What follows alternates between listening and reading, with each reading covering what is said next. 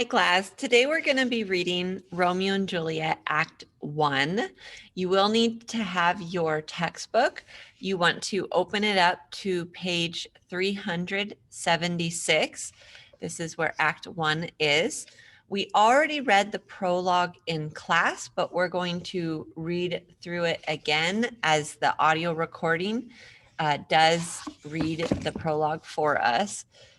And you also need a pen because we will be annotating, and there will be times where I will be stopping the recording so that I can explain what's going on. But as you remember, Romeo and Juliet starts out with people from the house of Capulet and from the house of Montague fighting in the streets. And the prince is just really upset with the fact that there's so much fighting between these two families and doesn't like that it's making the city look bad with all this fighting in the streets. And so he says, if I see any more people fighting in the streets, then it will be punishable by death. So that's the first scene. We're going to go ahead and listen to it. If you find any quote that I do not underline, but you think is particularly interesting, please make sure you underline it because you are going to need to pick a significant quote from each act as we read it or the next week. And so it's important that you're looking for quotes that really strike you and that you think are important or interesting. I will find some for you, but I try to make sure that we don't stop too many times when we are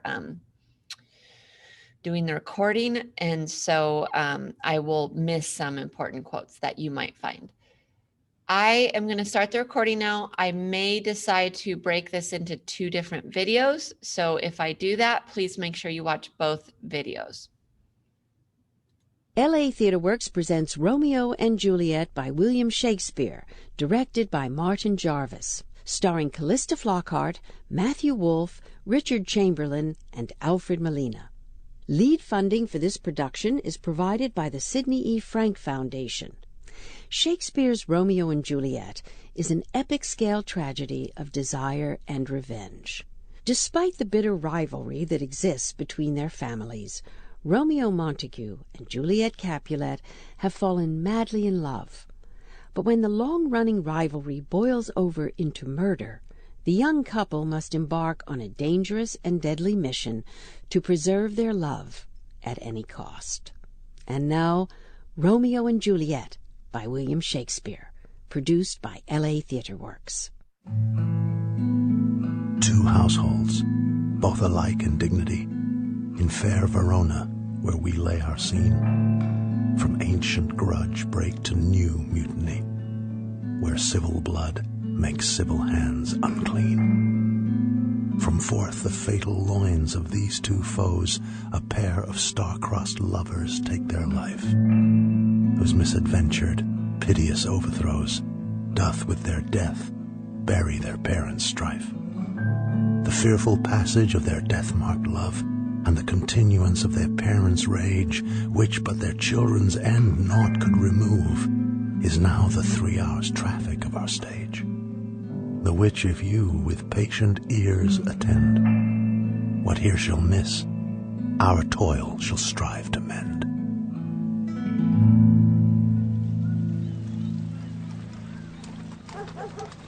Gregory, on my word, we'll not carry coals. No, for then we should be colliers. Oh, I mean, we'd be in collar, we'll draw. While you live, Peter Sampson, draw your neck out of collar. I strike quickly being moved. But thou art not quickly moved to strike. Talk of the house of Montague moves me. To move is to stir, and to be valiant is to stand. Therefore, if thou art moved, thou runst away. Talk of that house shall move me to stand. I will take the wall of any man or maid of Montague's. That shows thee a weak slave, Peter Sampson, for the weakest goes to the wall. 'Tis true, and therefore women, being the weaker vessels, are ever thrust to the wall. Therefore I will push Montague's men from the wall and thrust his maids to the wall. The quarrel is between our masters and us their men. 'Tis all one. I will show myself a tyrant. When I have fought with the men, I will be cruel with the maids. I will Cut off their heads. The heads of the maids. Aye, the heads of the maids, or their maiden heads. Take it in what sense thou wilt. They must take it in sense that feel it. Oh, me they shall feel while I'm able to stand. Oh, 'tis known I am a pretty piece of flesh. 'Tis well thou art not fish. If thou hadst been poor John. Oh, Are they two? Here comes two of the house of Montague. Okay, so the servants of the Capulets, Samson and Gregory, they're both trying to act really tough. Mainly Samson, he's trying to say like, hey, I'm really tough. If the Montagues come and they come here, I'm gonna fight them and I'm gonna show them how strong I am.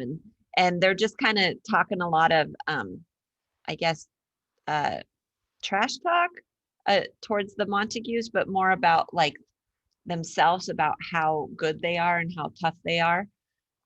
So now we're going to see what happens when a Montague actually does arrive, if they're really that tough. Quarrel, I will back thee. I'll turn thy back and run. Oh, fear me not. No, Mary, I fear thee. Let us take the law of our sides. Let them begin. Samson, I will frown as I pass by and let them take it as they list. Nay, as they dare. I will bite my thumb at them, which is disgrace to them if they bear it. Sir! Do you bite your thumb at us, sir? I do bite my thumb, sir. Do you bite your thumb at us, sir? Gregory, is the law of our side if I say I? No, Peter. No, sir. I do not bite my thumb at you, sir. But I bite my thumb, sir. Here. Do you quarrel, sir? Quarrel, sir? No, sir. But if you do, sir, I am for you. I serve as good a man as you. No better. Well, sir? Okay. So the biting of the thumb that's happening right here, like it's kind of like flipping the bird, and it is a sign of fighting, and quarreling means fighting. So the fact that he bit his thumb at his enemy, that's like, hey, I want to fight. And then so the Montague says, do you bite your thumb at us? Because if you do, then this is going to be a fight. And then Samson's like, what should I do? No, I don't bite my thumb at you. No, and so he's trying to kind of back away from it. They're kind of looking for trouble here. And then enters Benvolio. Benvolio is Romeo's cousin. And so he's higher up in the ranking. And Samson and Gregory are kind of just like their, I guess their tag-alongs, part of their entourage. Oh? Say better. Here comes Tybalt, one of our master's kinsmen. Yes, better, sir. You lie. Draw if you be men. Gregory, remember thy swashing blow. Vile Montague! Nay, have at you, Capulet. Master Benvolio, sir! These are of Capulet's household. What? Part, fools! Put up your swords, you know not what you do! Master Tybalt, sir! What? Art thou drawn amongst these heartless hinds? Turn thee, Benvolio! Look upon thy death! Tybalt, I do but keep the peace. Put up thy sword or manage it to part these men with me. What? Drawn in talk of peace? I hate the word as I hate hell, all Montagues and thee! Have at thee, coward! Okay, so Benvolio is one of the head of the Montagues. Tybalt is one of the heads of the Capulets. They are kind of like opposites. Benvolio wants to try to keep the peace, and Tybalt, he is very much a hothead, and he wants to fight.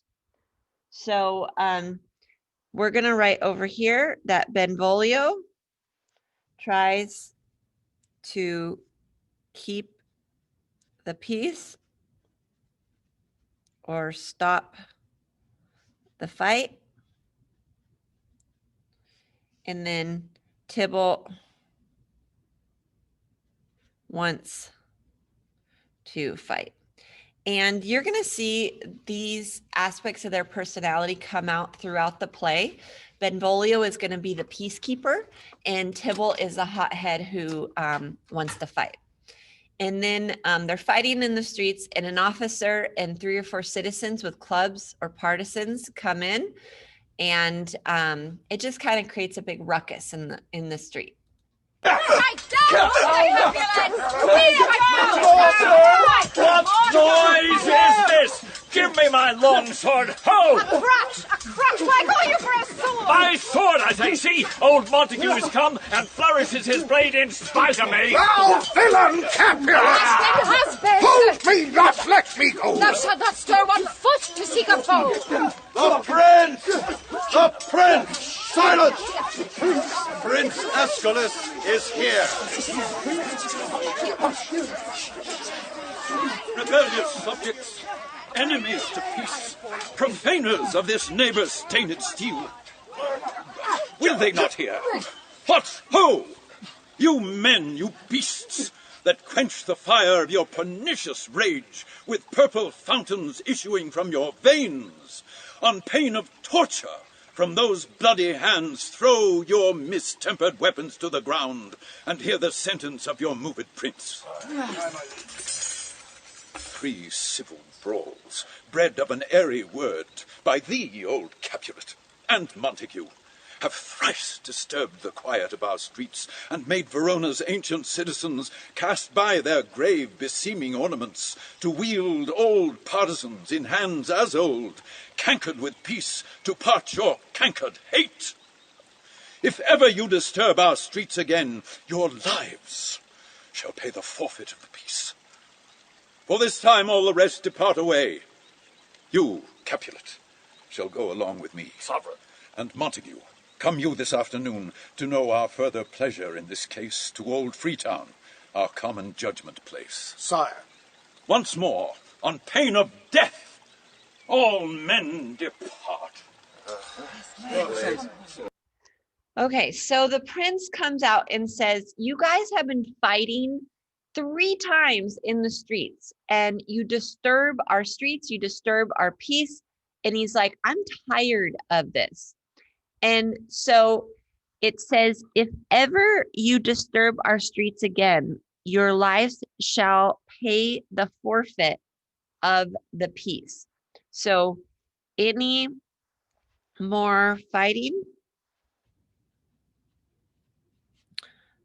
will be punished by death. And then the prince says, I'm going to take you, Capulet, and I'm going to talk to you about,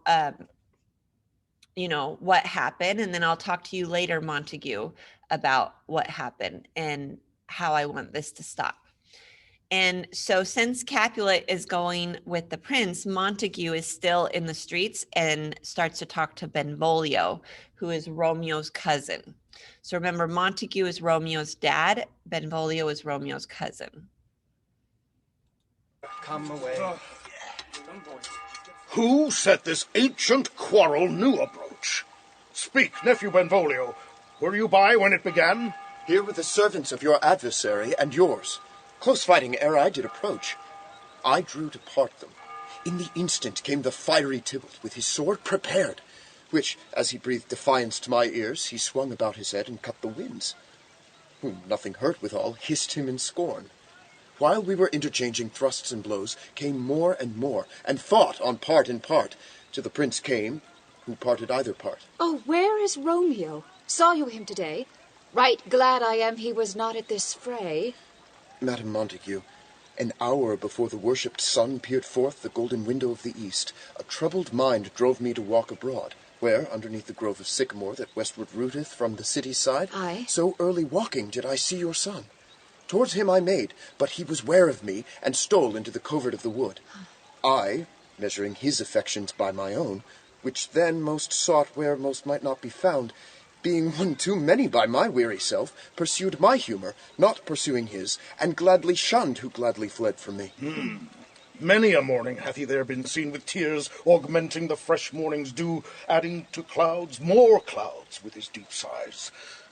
But all so soon as the all-cheering sun should in the farthest east begin to draw the shady curtains from Aurora's bed, Away from light steals home my heavy son, and private in his chamber pens himself, shuts up his windows, locks fair daylight, and makes himself an artificial night. Black and portentous must this humour prove, unless good counsel may the cause remove. Okay, so basically what's happening is Romeo's mom is like, hey, Benvolio, where's Romeo? Like, I'm glad he wasn't here, but have you seen him? And Benvolio says, yeah, I saw him. He was walking alone. He seemed kind of sad. And Montague says, yeah, I've noticed he's been pretty sad because he's been locking himself in his room, in a dark room where he closes all the windows, shut out daylight, and makes himself an artificial night. So it just makes his room super dark. And then he says, you know what, maybe someone should talk to him and try to figure out what's wrong with him. So Romeo is depressed. Remember, this was written 400 years ago. And like, he's a depressed teenager. And it seems like back then, 400 years ago, depressed teenagers would shut themselves up in their room just like today. So Romeo is depressed and they don't know why. So they're going to ask Benvolio, hey, can you figure out why Romeo is depressed? Romeo's your friend. Like, you guys are like besties. So can you go talk to Romeo? And Benvolio agrees. We're on page 381. Noble uncle, do you know the cause? I neither know it nor can learn of him. Have you importuned him by any means? Both by myself and many other friends. But he, his own affection's counsellor, is to himself, I will not say how true, but to himself so secret and so close, so far from sounding and discovery, as is the bud bit with an envious worm ere he can spread his sweet leaves to the air, or dedicate his beauty to the sun. Could we but learn from whence his sorrows grow, we would as willingly give cure as know. See where he comes. So please you, step aside. I'll know his grievance, or be much denied. I would thou wert so happy by thy stay to hear true shrift. Come, madam, let's away. Aye, husband. Good morrow, cousin. Is the day so young? But news struck 9. Ay me, sad hours seem long. Was that my father that went hence so fast? It was. What sadness lengthens Romeo's hours? Not having that which having makes them short. In love? Out. Of love? Out of her favor, where I am in love. Alas, that love so gentle in his view should be so tyrannous and rough in proof. Alas, that love, whose view is muffled still, should without eyes see pathways to his will. Where shall we dine? Oh, me. What fray was here? Yet tell me not, for I have heard it all. Here's much to do with hate, but more with love.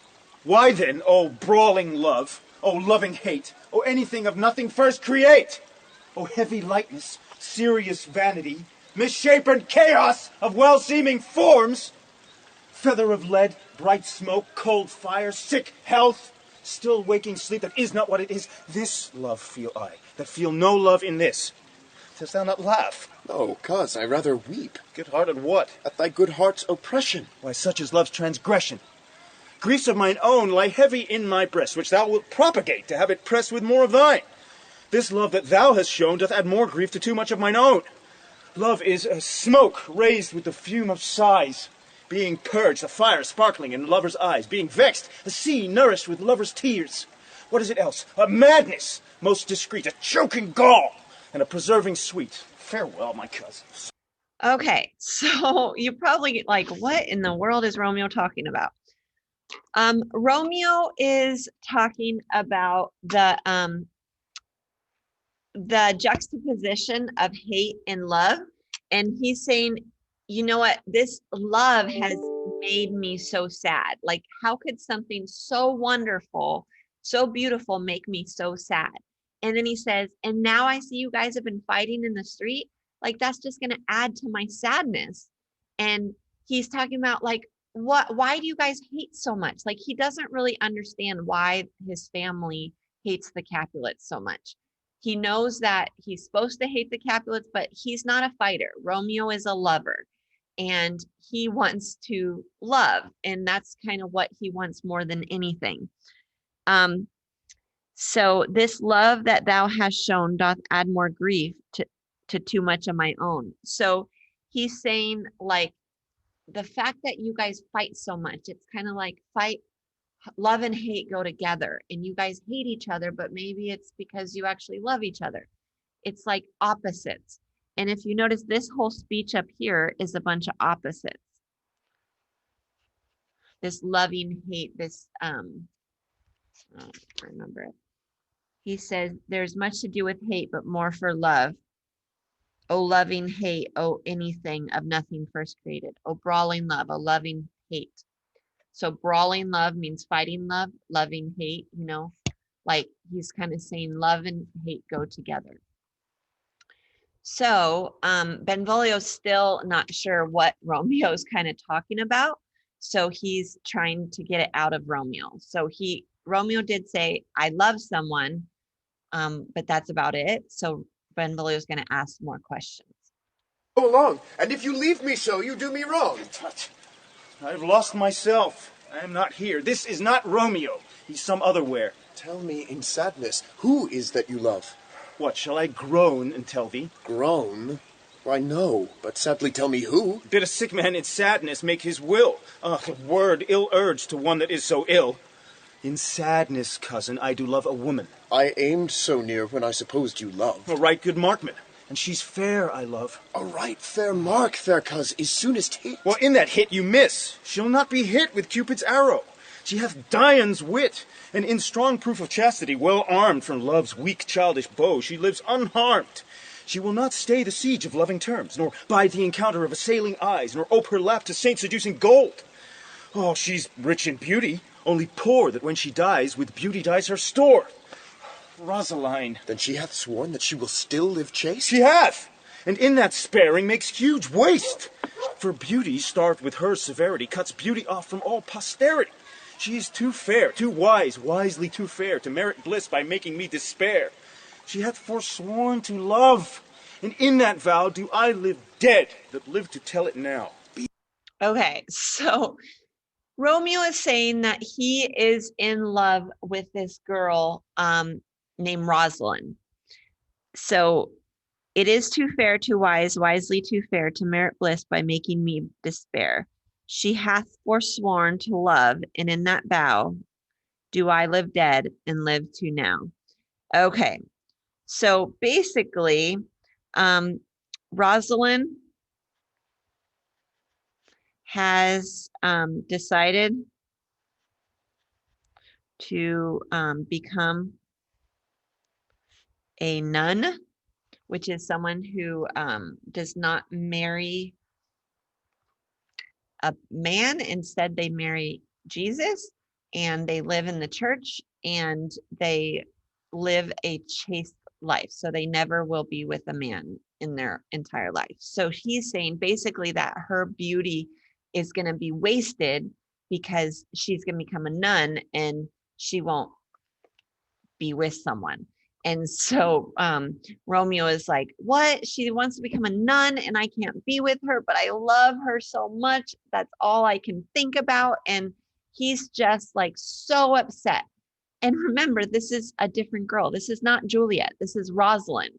So we're already learning about Romeo's character, that he is just so much of a lover and just all he wants is love. And he's just like addicted to love and this idea of love. So that kind of helps you understand his motivations later when he meets Juliet. And then Benvolio's like, right now he's going to say, there's other girls other than Rosalind who are probably just as pretty. Like, you'll be okay, Romeo. You're still young. There's still lots of fish in the sea. Keep looking. And Romeo's like, there's no one else. And it's kind of ironic because the next day, or maybe even that night, he meets someone, Juliet. Hold by me, forget to think of her. Oh, teach me how I should forget to think. By giving liberty unto thine eyes, examine other beauties. 'Tis the way to call hers exquisite, in question more. These happy masks that kiss fair ladies' brows, being black, puts us in mind they hide the fair. He that is struck and blind cannot forget the precious treasure of his eyesight lost. Show me a mistress that is passing fair. What doth her beauty serve but as a note where I may read who passed that passing fair? Farewell, thou canst not teach me to forget. I'll pay that doctrine or else die in debt. Okay.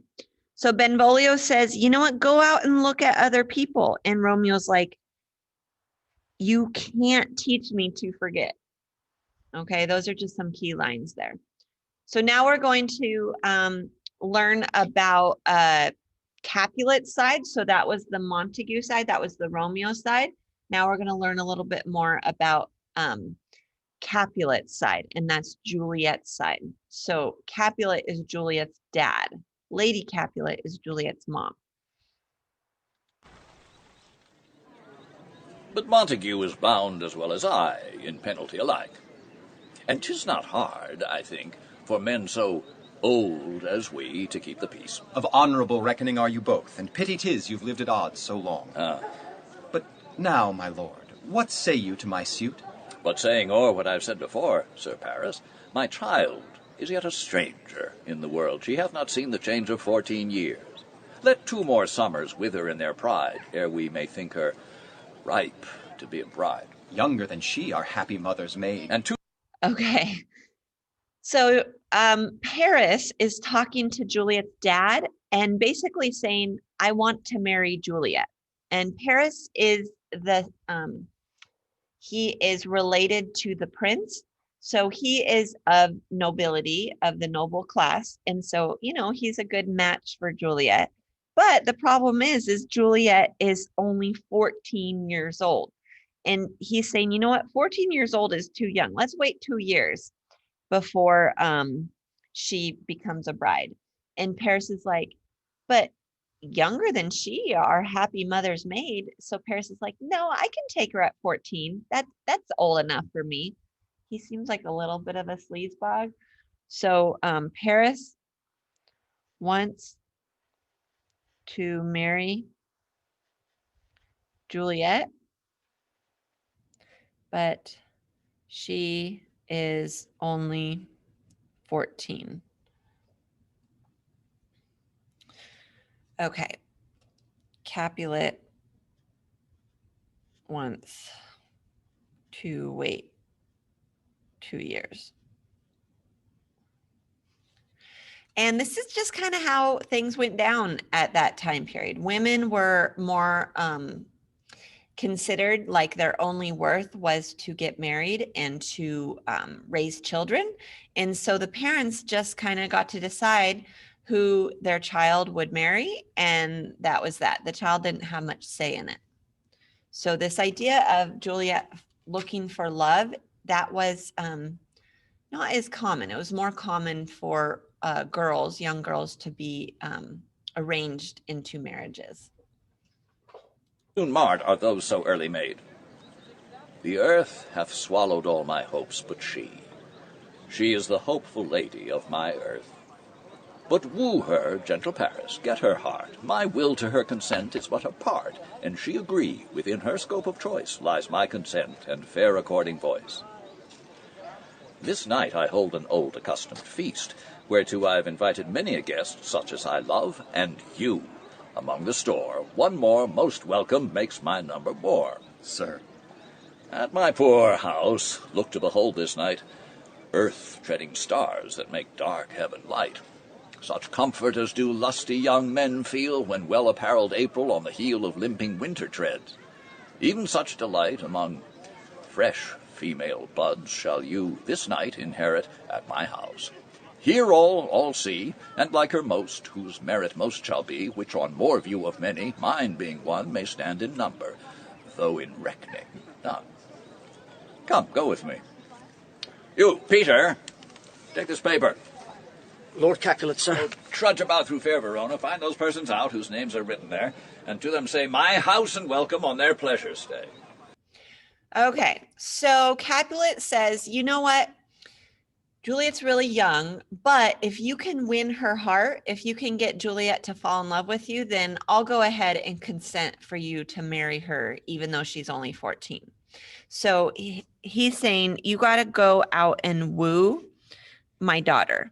And so I'm going to make this big feast. I'm going to make this big party at my house tonight. And you can come to my house and join in the festivities and try to get Juliet to basically fall in love with you. And so then he says, okay, writes down a bunch of names. He gives it to his servant, and then his servant is supposed to go around the town and find all the people whose names are written on this paper and tell them that they're invited to this party at the Capulets. But the problem is the servant, whose name is Peter, does not know how to read. That's the problem. Come, young Paris, my lord. Find them out whose names are written here. It is written that the shoemaker should meddle with his yard, the tailor with his last, the fisher with his pencil, painter with his nets. But I am sent to find those persons whose names are here writ, and I can never find what names the writing person hath here writ. Oh, I must learn it. In good time. Hot man, one fire burns out another's burning. One pain is lessened by another's anguish. Turn giddy, and be hope by backward turning. One desperate grief cures with another's languish. Take thou some new infection to thy eye, and the rank poison of the old will die. Your plantain leaf is excellent for that, Benvolio. For what, I pray thee? For your broken shin. Wait, Romeo, art thou mad? Not mad, but bound more than a madman is. Shut up in prison, kept without my food, whipped and tormented, and... Good even, good fellow. Cook, if you could even. I pray, sir, can you read? Aye, mine own fortune in my misery. Perhaps you have learned it without book, but I pray, can you read anything you see? Aye, if I know the letters and the language. You say honestly. Rest ye merry. Stay, fellow, I can read. Well, here, sir. Signor Martino and his wife and daughters, Count Anselmo and his beauteous sisters, the lady widow of Vitruvio, Signor Placenzio and his lovely nieces, Mercutio and his brother Valentine, mine uncle Capulet, his wife and daughters, my fair niece Rosaline, and Livia, Signor Valencio and his cousin Tybalt, Lucio and the lively Helena. A fair assembly. Whither should they come? Up. Whither? To supper, to our house. Whose house? My master's. Indeed, I should have asked you that before. Now I'll tell you without asking. My master is the great rich Capulet, and if you be not of the house of Montagues, I pray, come crush a cup of wine. Rest ye merry. Okay. So Peter is looking for someone to read this letter because he can't read it. And the one person that he finds is probably the last person that he should have had read this letter. And I'm not sure how Peter can't know that Romeo is like #1 guy in the Montagues, but he says, basically, my master is the great rich Capulet, and if you not be part of the house of Montagues, come and crush a cup of wine. So come and have supper with us. And remember who is on that list of people who are invited? Well, Rosalind. And so Romeo's like, oh, I can go see Rosalind. I can go to this party. But he's not supposed to go because he is a Montague and it's a Capulet party. So it's going to create some problems if Romeo goes to a Capulet party. But Benvolio is like, oh, this is a good idea. Why don't we go to this party? And then you can see that there's prettier people at this party than Rosalind. And Romeo is like, ooh, I'll go to the party, but just to see Rosalind.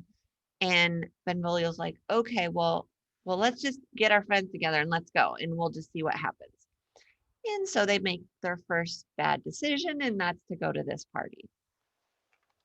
Romeo, at this same ancient feast of Capulets sups the fair Rosaline whom thou so lovest, with all the admired beauties of Verona. Go thither, and with unattainted eye compare her face with some that I shall show. And I will make thee think thy swan a crow. When the devout religion of mine eye maintains such falsehood, then turn tears to fires, and these, who often drowned could never die, transparent heretics, be burnt for liars. One fairer than my love, the all-seeing sun, ne'er saw her match since first the world begun. Tut! You saw her fair, none else being by, herself poised with herself in either eye. But in that crystal scales let there be weighed your lady's love against some other maid, that I will show you shining at this feast, and she shall scant show well that now seems best. I'll go along, no such sight be shown, but to rejoice in splendor of my own. Nurse, where's my daughter? Call her forth to me. Now, by my maiden head, Okay, sorry. So now we are in the room of the Capulets, and the nurse is the person who is in charge. It's basically Juliet's nanny since she was a baby. And the reason why she's called nurse is because she's a wet nurse. And a wet nurse is someone who is a nanny or like a servant to a wealthy person. And the wealthy person doesn't want to breastfeed her own baby. So they have a servant who has just had a baby breastfeed their baby for them. So she's a wet nurse because she breastfed Juliet for Lady Capulet. So she's been with Juliet since she's been like a tiny infant. And so the nurse is like a mother to Juliet, but Lady Capulet is her actual mother. 12-year-old, I bade her come. What, lamb? What, ladybird? God forbid, where's this girl? What, Juliet? How now? Who calls? Your mother. Madam, I am here. What is your will? This is the matter. Nurse, give leave a while.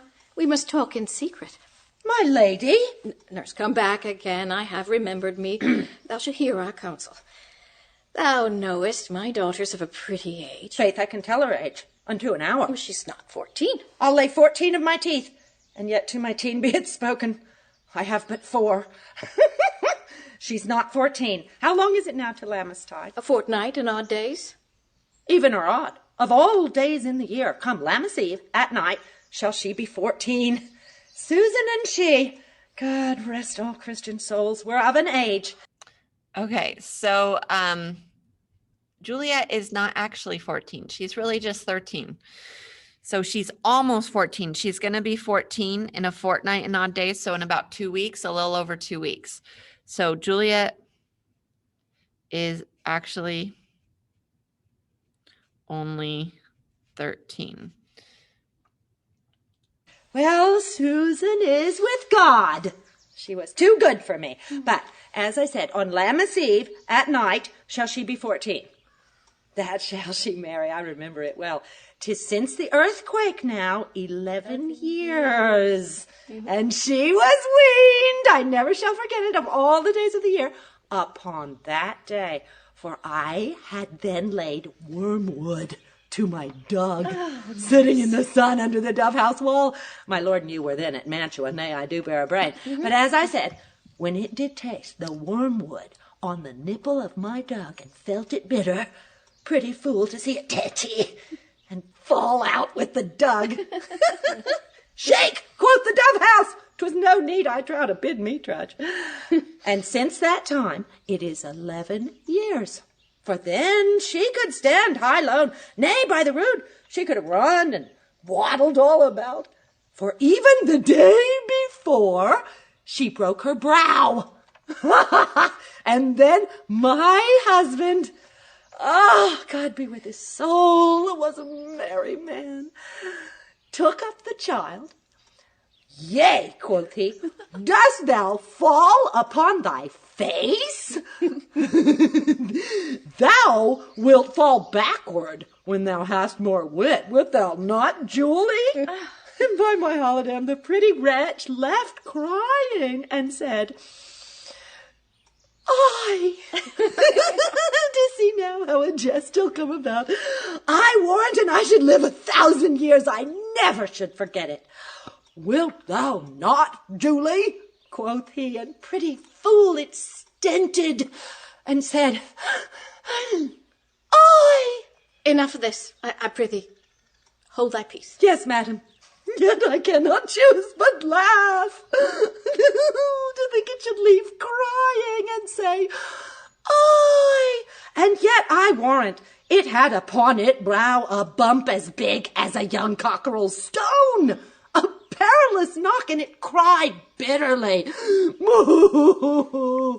Yea, quoth my husband, fallest upon thy face. Thou wilt fall backward when thou comest to age, wilt thou not, Julie? It stinted, and said, I. And stint thou too, I pray thee, nurse, say I. Peace I've done.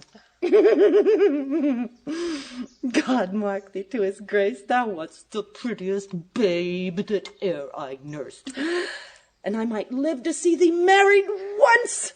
I have my wish. Marry, that, Mary, is the very theme I came to talk of. Tell me, daughter Juliet, how stands your disposition to be married?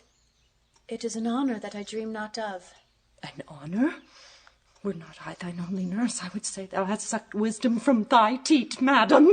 Well, Juliet, think of marriage now. Younger than you, here in Verona, ladies of esteem are made already mothers. By my count, I was your mother much upon these years that you're now a maid. Thus then, in brief, the valiant Paris seeks you for his love. Ah, man, young lady, lady, such a man as all the world, why, he's a man of wax. Verona's summer hath not such a flower. Nay, it's a flower, i' faith, a very flower. What say you? Can you love the gentleman? This night you shall behold him at our feast, read o'er the volume of young Paris' face, and find delight writ there with beauty's pen. Examine every married lineament, and see how one another lends content, and what obscured in this fair volume lies, find written in the margent of his eyes. This precious book of love, this unbound lover, to beautify him only lacks a cover. The fish lives in the sea, and 'tis much pride for fair without, the fair within to hide. That book in many's eyes doth share the glory that in gold clasps locks in the golden story. Okay, so Lady Capulet is saying Paris wants to marry you, Juliet, and she's saying he's going to be at this party tonight. So, like, check him out, see if you like him, and then let me know. And Juliet's only 13, and she's like, ew, I don't want to marry that guy. I barely know him. And her mom's going to get kind of mad. Share all that he doth possess by having him, making yourself no less. No less, nay, bigger. Women grow by men. Speak briefly. Can you like of Paris, love? I'll look to like, if looking liking move. But no more deep will I endart mine eye than your consent gives strength to make it fly. Madam Capulet, the guests are come. Supper served up. You are called. My young lady's asked for. The nurse is cursed in the pantry, and everything in extremity. I must hence to wait. I beseech you. Follow straight. We follow thee, Peter. My lady. Juliet, the county stays. Go, girl. Seek happy nights to happy days. What? Shall this speech be spoke for our excuse, or shall we on without apology? The date is out of such prolixity. Okay, we're going to stop here for now. I'm going to continue in another video, and I'll explain what's going on in the next video.